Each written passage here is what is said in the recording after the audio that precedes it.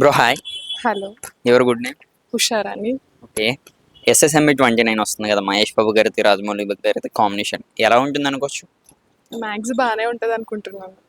రీసెంట్గా సోషల్ మీడియాలో ఒక లైన్ బాగా వైరల్ అవుతుంది. రాజమౌళి గారు ఆ గ్లిమ్స్ ఏదైతే చూసారో ఎడిటింగ్ వర్షన్లో బుక్ తీసి కొట్టారన్నట్టు వినిపిస్తున్నాయి. అంటే నిజంగానే అంత పిచ్చి ఎక్కిపోయేలా ఉన్నది అనుకోవచ్చు ఆ మూవీ. ఉండొచ్చు. మహేష్ బాబు గారి లుక్స్ ఎలా ఉన్నాయి ఇప్పుడు ప్రస్తుతానికి? యా, ప్రజెంట్ బాగానే ఉన్నాయి.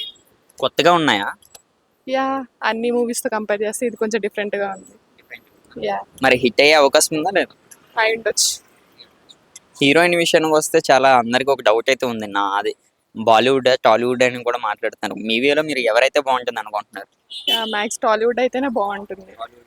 ఎవరున్నారు టాలీవుడ్ అంటే మహేష్ బాబు గారికి ఆ రేంజ్ లో సెట్ అయ్యే వాళ్ళు?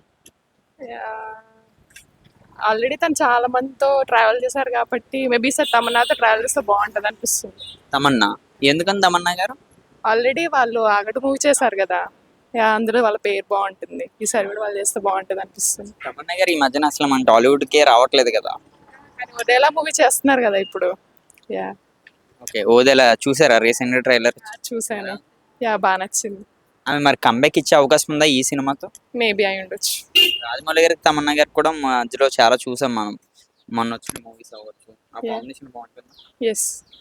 రాజమౌళి గారు ఈ సినిమాతో బాక్స్ ఆఫీస్ ని కొట్టే అవకాశం ఉందా లేదా? Yeah, of course.